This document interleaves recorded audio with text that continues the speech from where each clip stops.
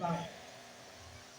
اور چونکہ آج میں صرف موابیوں کے متعلق بیان کرنے جا رہا ہوں اور اس تعلق سے مختصراً میں بیان کروں گا موابیوں کے تعلق سے کہ خدا نے اپنی شریعت میں بزرگ موسیٰ کی معرفت یہ کلام کیا کہ کوئی موابی خدا کی جماعت میں داخل ہونے نہ پائے. اس لیے چونکہ یہ زنا کی پیداوار ہے. یہ کس کی پیداوار ہے؟ زنا کی پیداوار ہے. اس لیے خدا نے کہا کہ وہ کوئی بھی بنی اسرائیل کی جماعت میں داخل ہونے نہ پائے. اس لیے خدا ان سے ناراض تھا، خدا ان سے رنجیدہ تھا اور سخت خفا تھا. موابیوں سے ان کی جو پیدائش ہے، کیوں خدا ان سے ناراض تھا؟ کیونکہ ان کی پیدائش گناہ میں ہوئی تھی. اور اس اعتبار سے یہ جو موابی ہیں ان سے خدا نفرت کرتا ہے. اور جو بلک ہے یہ موابیوں کا بادشاہ ہے. بلک بنی اسرائیل میں ان کاموں کی وجہ سے اور ان معجزات کی وجہ سے، ان جلالی کاموں کی وجہ سے جو خدا نے مصر سے لے کر آج تک ان کے لیے کیے، ان کی وجہ سے بلک جو ہے اور اس کے لوگ موابی سب پریشان تھے. اور بنی اسرائیل سے وہ سب خائف تھے، ڈرتے تھے، گھبراتے تھے.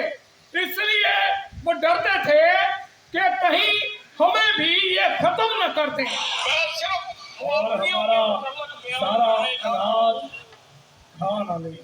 اور چونکہ یہ قوت میں بڑھ کر ہیں، تعداد میں بڑھ کر ہیں، اس لیے جو بلک ہے اور اس کے لوگ وہ خائف ہیں، خوف زدہ ہیں، اور اس کے لوگ جو ہیں وہ ڈر رہے ہیں. اور دوسری طرف ہمیں ایک اور شخصیت کا اس متن میں ذکر ملتا ہے. اس کا کیا نام ہے؟ بلام. کیا نام ہے؟ بلام کا ذکر ہمیں ملتا ہے. بلام ایک نبی ہے، لیکن اس کا تعلق جو ہے وہ یہودیوں سے نہیں ہے.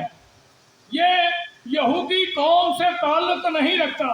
جیسے ایوب نبی کا ذکر ہمیں ملتا ہے، وہ بھی یہودی نہیں تھا، تو بھی چونکہ وہ ایماندار تھا اس لیے بائبل مقدس اس کی ایمانداری اور دیانتداری اور اس کے صبر و تحمل کے بارے میں ذکر کرتی ہے.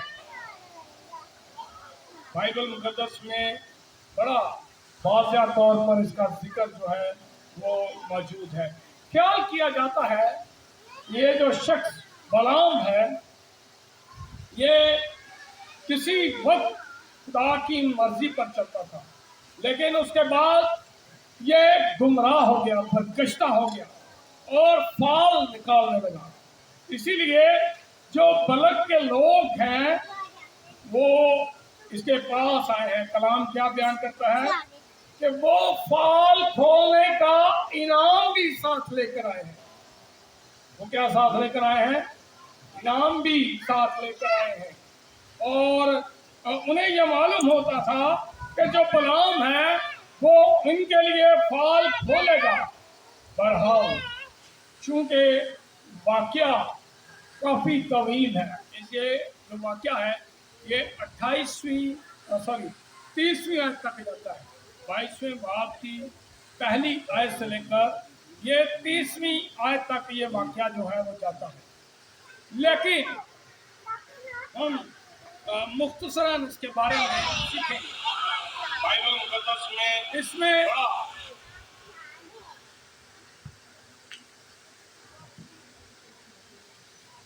اس میں جو ہے وہ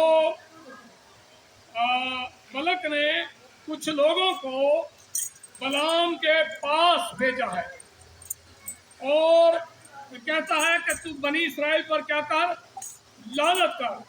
اور کیونکہ ہم جانتے ہیں کہ جس پر تو لعنت کرے گا اس پر لعنت ہوگی، جس پر تو کیا کرے گا، لعنت کرے گا اس پر لعنت ہوگی، اور جسے تو برکت دے گا وہ برکت ہوگا یا مبارک ٹھہرے گا۔ اب اس نے ایک بڑا زبردست کام کیا ہے۔ بلعام نے ان سے کہا کہ میں اس وقت تک نہیں جاؤں گا جب تک میں خدا سے پوچھ نہ لوں۔ کس سے پوچھ نہ لوں؟ خدا سے پوچھ نہ لوں، یعنی کہ اجازت نہ دے لوں۔ اور رات کے وقت خدا بلعام سے ہم کلام ہوئے۔ رات کے وقت جو ہے خدا اس سے کلام کرتا ہے اور اس سے پوچھا ان لوگوں کے تعلق سے۔ خدا نے کہا کہ تو ہرگز اسرائیلیوں پر لعنت نہ کرنا۔ کیا خدا نے کہا اسے؟ تو اسرائیلیوں پر لعنت نہ کرنا، کیونکہ وہ میری طرف سے، یعنی کہ خدا کی طرف سے کیا ہے؟ مبارک ہے۔ کیا ہے وہ؟ مبارک ہے۔ خدا نے انہیں برکت دی ہے۔ تو ہرگز ان پر لعنت نہ کرنا۔ اس بات کے تناظر میں جب صبح اس کی ملاقات ان لوگوں سے ہوئی تو جو بلک کی طرف سے آئے تھے ان کے ساتھ جب ملاقات ہوئی تو اس نے ان کی طرف سے کیا دیا کہ مجھے خدا نے روک دیا ہے۔ مجھے کیا کیا؟ خدا نے روک دیا ہے، میں تمہارے ساتھ نہیں جا سکتا۔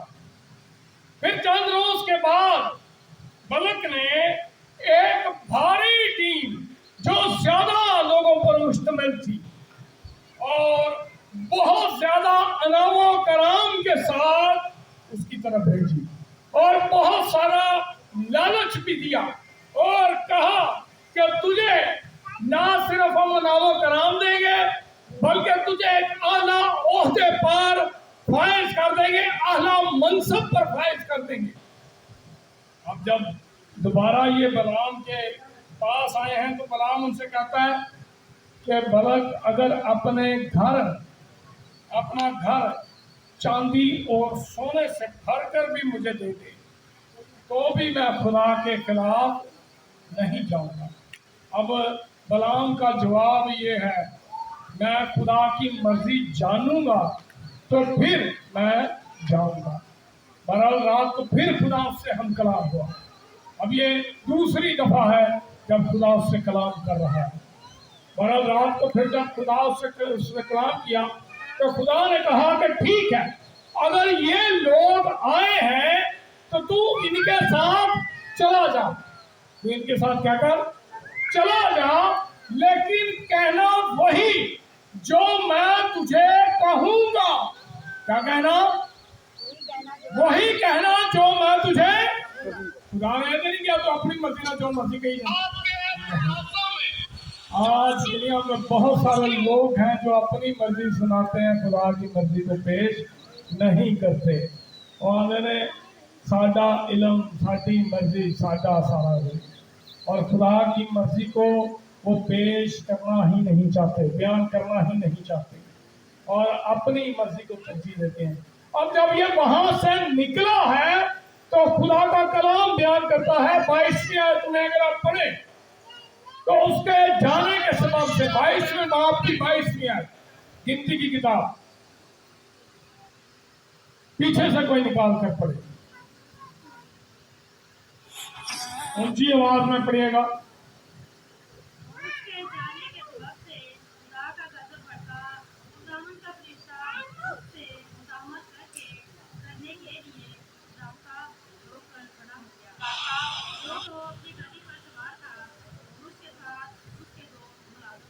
شکریہ۔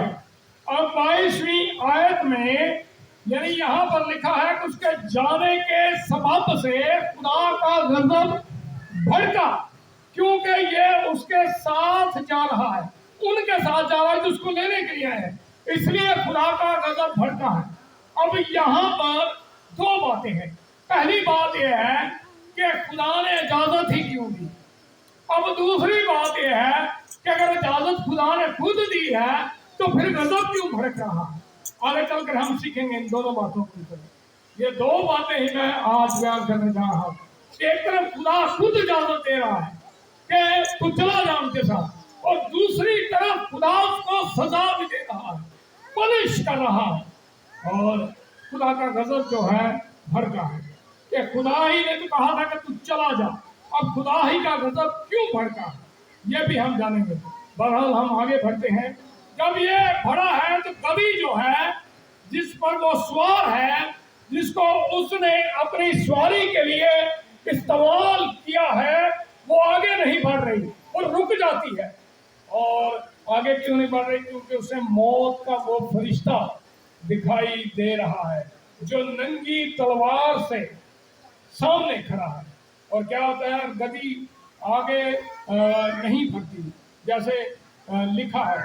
اور جب گدھی کو خدا نے زبان دی، اب گدھی جو ہے وہ بولنا شروع ہو گئی ہے.